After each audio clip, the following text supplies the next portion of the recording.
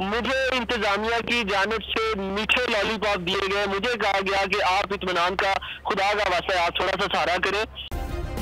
Subscribe करें और bell दबाएं ताकि कोई खबर रह न जाए। छुट्टी लेकर बच्चों को बर्फ दिखाने के लिए लेके गए। इतना दुख हो रहा है कि उन्होंने बकायदा उनका वॉइस नोट भी सामने आया जो अपने कज़न से वो बात कर रहे हैं कि 20 घंटे से हम लोग फंसे हुए हैं, खाने पीने की कोई चीज़ नहीं है, किसी से रब्ता नहीं हो पा रहा, कोई क्रेन यहाँ पर भिजवाएं। वैसे तो वहाँ पर क्रेन पहुँचना भी उन्होंने कहा मुश्किल थी और लोग बेल्चों की मदद से ही हमारी कोई मदद करें, आए हमें यहाँ से निकालें, अल्लाह को ऐसा सिस्टम बना दे कि हम यहाँ से निकल जाएँ। इतना दुख हो रहा है कि छोटे छोटे और वो जांबाहक हो गए उनके साथ और वो जांबाहक हो गए।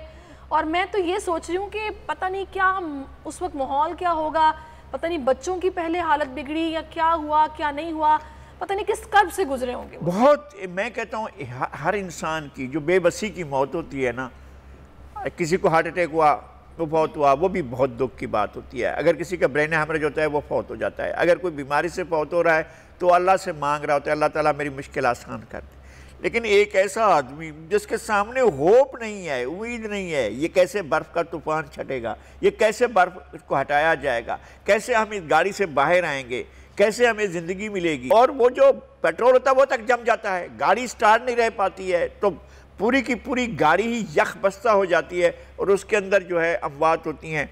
उस बेचारे ने आखिर में जिस तरह से दर्दनाक अंदाज में बताया, और फिर भी वो हौसले में था कि आखिरी वक्त की जो उसकी वीडियो सामने आई है और जिसमें वो आवाज़ वो बना रहा है, जिसमें वो मंज़र दिखा रहा है कि ये सूरत हाल है, इस तरह से फंसे हुए हैं, इस तरह से मदद की जा सकती है, और उसकी मदद नहीं हो सकी इसलिए कि हमारी वो कैपेसिटी नहीं है और हम लोगों को इस तरह से बचाने की कोई कार्रवाई कर। और ऐसी बड़ी सानहे की सूरत में कोई बड़ा मुल्क भी हो तो उसको भी मुश्किलात पेश आती हैं, लेकिन हमें अपने लोगों को रेस्क्यू करना चाहिए। मरी के शहरियों से, मरी के आसपास दीगर इलाके हैं वहाँ के शहरियों से, उनसे हम दरख्वास्त कर सकते हैं कि जो कुछ उनसे मुमकिन हो वो करें, वो बिल्कुल अपनी ज़िंदगियों का तहफ़्फ़ुज़ करते हुए उन लोगों की मदद को पहुँचें। बिल्कुल। इस वक्त लगारी साहब हमें ज्वाइन किया है ASI नवीद के जो कज़न हैं तैयब गोंदल साहब। उन्होंने, तैयब साहब पहले तो बहुत अफसोस हुआ है, बहुत हमें दुख हुआ है कि इतना बड़ा सानिया आप लोगों के साथ हो गया कि आपके कज़न की पूरी फैमिली ही जान की बाजी हार गई है। मुझे ये बताइएगा आप आखिरी बार उनका आपसे रब्ता क्या हुआ, कब हुआ, क्या बताया उन्होंने?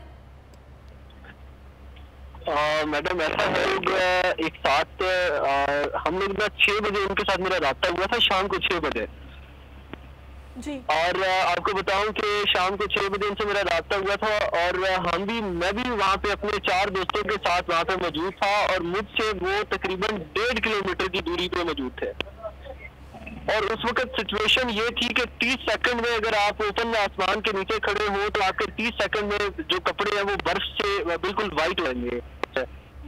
अब मुझे 6 बजे उनका मैसेज आया कि तैयब ऐसा है कि आप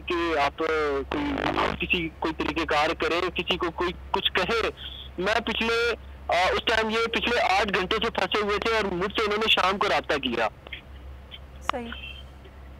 उस रोड 8 घंटों से ये वहाँ पे फंसे हुए थे और मुझसे उन्होंने शाम को रब्ता किया और मैं भी वहाँ पे मौजूद था अपने साथ।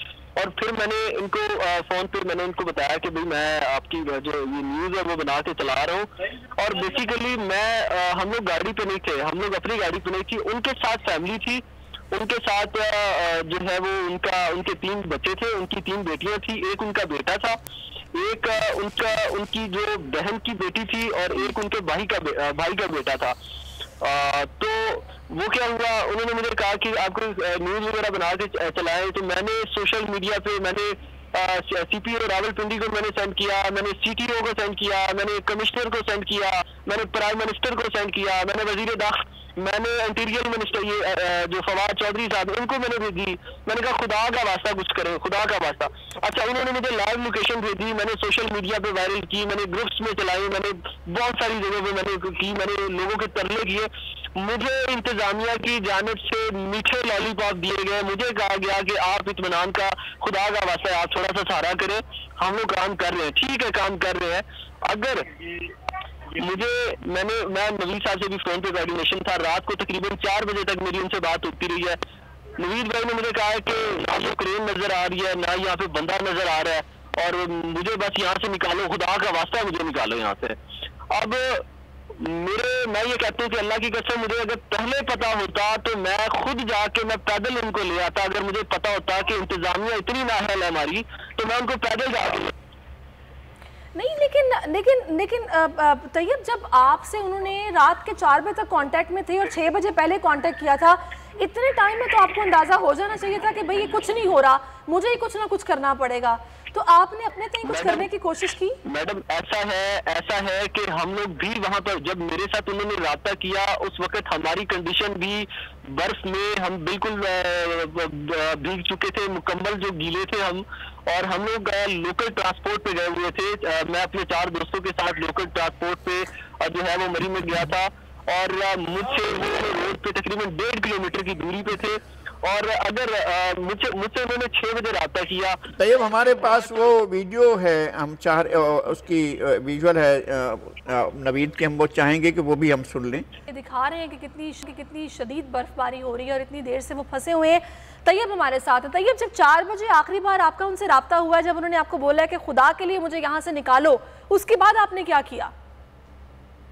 उसके बाद मैडम मैंने कमिश्नर साहब के फोन नंबर पे मैंने राब्ता किया था, उनके ऑपरेटर ने उठाया था, और कमिश्नर साहब के ऑपरेटर ने मुझे कहा कि आप बिल्कुल बेफिक्र हो जाएं, हम लोग जो है वो सनी बैंक को क्लियर कर रहे हैं। सनी बैंक से ये जो चौक था, सनी बैंक से जो आगे एक चौक आता है, उस चौक से जो नवीद भाई थे वो 1.5 किलोमीटर की दूरी पे थे।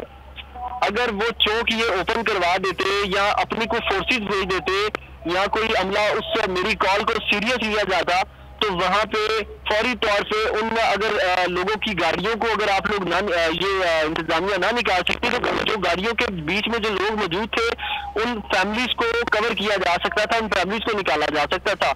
लेकिन वहां पे स्नो फॉलिंग की जो है वो काफी यानी कि मिकदार थी, और काफी तेजी से स्नो फॉलिंग हो रही थी, जिसकी वजह से खुले आसमान के नीचे खड़ा रहना बहुत मुश्किल था।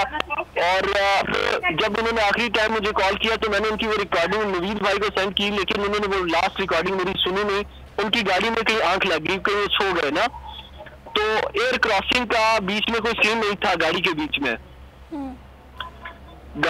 में एयर क्रॉसिंग का कोई सीन नहीं था। अंदर हीटर, क्योंकि गाड़ी जो है वो 3 से 4 फुट बर्फ के अंदर दब चुकी थी, और अब एयर क्रॉसिंग का कोई सीन नहीं बन रहा था बीच में, और इन्होंने हीटर लगाया हुआ था, और उसकी वजह से जो ऑक्सीजन था वो बिल्कुल डेड हो गया था, खत्म हो गया था अंदर। और इनकी जो नवीद भाई थे वो सो गए गाड़ी चलने की वजह से, बस वो दोबारा उठे नहीं। बहुत शुक्रिया आपका तैयब गोंदल, आपने हमें ये तमाम तरह। सब्सक्राइब करें और बेल दबाएं ताकि कोई खबर रह न जाए।